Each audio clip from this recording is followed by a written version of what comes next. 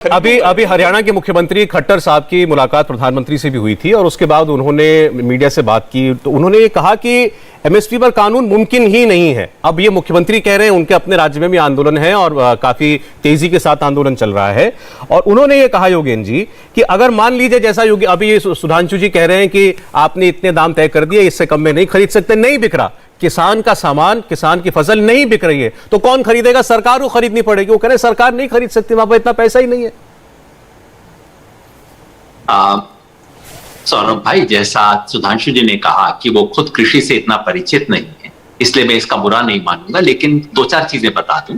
सुधांशु जी, दुनिया में कोई भी ऐसा नहीं कहता कि आप सड़ा गला माल के लिए न्यूनतम कीमत तय होती है।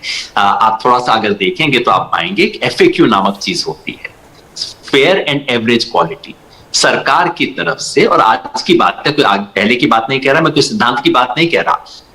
सरकार हर साल इसकी एक डिटेल्ड गाइडलाइन इशू करती है कि कैसा धान खरीदा जाएगा, कौन से वाली मूंग खरीदी जाएगी, उसका कैसा रंग होगा तब खरीदा जाएगा। जब तक वो क्वालिटी के एक प्रतिमान को नहीं करती तब तक MSP लागू होता ही नहीं है। पूरे देश का नियम है, इसमें क्यों ऐसी चीजों पे बहस कर रहे हैं जो बड़ी सामान्य बातें हैं। ठीक है। नंबर 2, ये कहना कि मैं तो इसका उदाहरण लेबर का और इस सब का केवल इसलिए दे रहा था कि खुले बाजार में दखल देना सरकारों का काम है, पूरी दुनिया में दिया जाता है। जब आपका कोई नैतिक सिद्धांत होता है, आपकी कमिटमेंट होती है, उसको लेके आप इंटरवीन करते हैं। अब असली सवाल यह है कि सरकार कैसे कर सकती है। बिल्कुल ठीक पूछा, क्योंकि सुधांशु जी के मन में है सरकार एक ही तरीके से इंटरवीन कर सकती है कि सरकार व्यापारियों का गला पकड़ ले कि तुम इससे कम पे नहीं खरीदोगे। मैं बिल्कुल सहमत हूं, इससे नहीं हो सकता, केवल ये करने से नहीं होता। और ऐसा प्रयोग एक बार महाराष्ट्र में किया गया था, वो प्रयोग असफल हो गया था। सरकार 4 तरीके से कर सकती है सुधांशु जी, और हम ये मांग रहे हैं। पता नहीं कहां से आपके मन में गलतफहमी आ गई कि हम कह रहे हैं कि केवल गेहूं और धान का कीजिए। सुधांशु जी, इस वक्त 22 फसलों के लिए हर साल MSP घोषित होता है, और आपकी सूचना के लिए उसमें दलहन और तिलहन ऑलरेडी हैं। आप कह रहे थे इनका भी करना पड़ेगा। अरे सर, होता है, इनका हर साल घोषित हो रहा है, आप जरा जानकारी बढ़ाइए। लेकिन सवाल यह है कि सरकार इसे कैसे लागू करवा सकती है। जहां यह सवाल आता है कि इसको कैसे लागू करवाया जाए, उसके बारे में 4 विकल्प। नंबर 1, सरकार जितनी आज खरीद करती है उससे अधिक खरीद कर सकती है। खास तौर पे मोटे अनाज और दलहन, दाल की बहुत सख्त जरूरत है इस देश को पोषण की, उसको PDS में शामिल कीजिए, राशन की दुकान से दीजिए, ये होगा। नंबर 2, जहां सरकार खुद खरीद ना कर सके वहां सरकार भावांतर दे सकती है कि हमने कहा था 2250 बाजरे का रेट है, तुम्हें मार्केट में 1650 मिला, ये लो 600 रुपया सरकार ने दिया। और ये मैं कोई मन से उदाहरण नहीं दे रहा हूं, एग्जैक्टली हरियाणा सरकार ने, बीजेपी की हरियाणा सरकार ने इस साल ये किया है, तो ये काल्पनिक उदाहरण नहीं है, ये किया जा सकता है। नंबर 3, सरकार मार्केट में इंटरवीन करके, अगर सरकार मार्केट में 10% भी खरीदना शुरू कर दे, एकदम उसके भाव में उछाल आ जाता है, वो भाव MSP के बराबर पहुंच जाता है।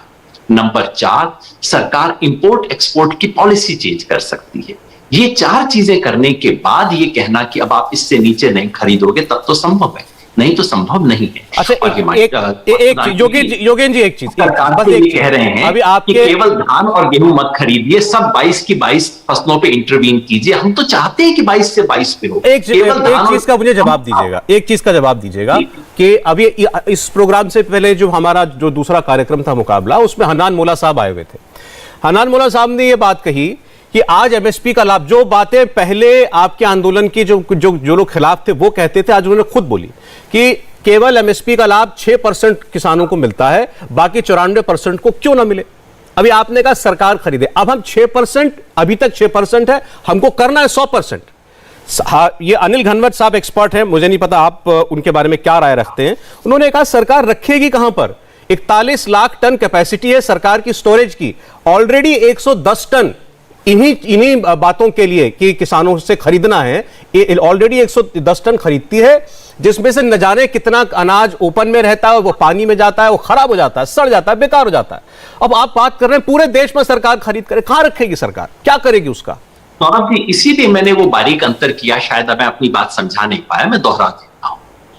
सरकार के द्वारा प्रोक्योर किया जाना और सरकार के द्वारा किसान को दाम सुनिश्चित करना, ये 2 अलग चीजें हैं। मैंने आपको हरियाणा का उदाहरण दिया।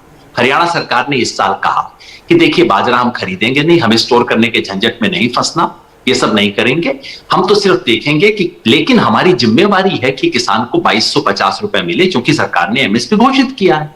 तो हरियाणा सरकार ने कहा किसान को मार्केट में कितना दाम मिल रहा है, सरकार ने कहा 1650 मिल रहा है। वो गलत था, एक्चुअली उससे कम मिल रहा था, पर उसे भूल जाएंगे। ठीक है। तो सरकार ने कहा कि ठीक है, बाकी 600 रुपए हम किसान के बैंक में अकाउंट में ट्रांसफर कर देते हैं, हुई बात खत्म। तो ये राज्य सरकारें करेंगी ना, ये काम राज्य सरकारें करेंगी ना योगेन जी, अगर मैं आपकी बात सही समझ रहा हूं तो। ये मैं हरियाणा का उदाहरण दिया, बाकी कई चीजें हैं जिसके अंदर केंद्र सरकार इसके लिए राज्य सरकारों को पैसा देती है। इंडिया टीवी हर वक्त हर जगह डाउनलोड करने के लिए सर्च करें India TV news Google play store या ऐप स्टोर पर।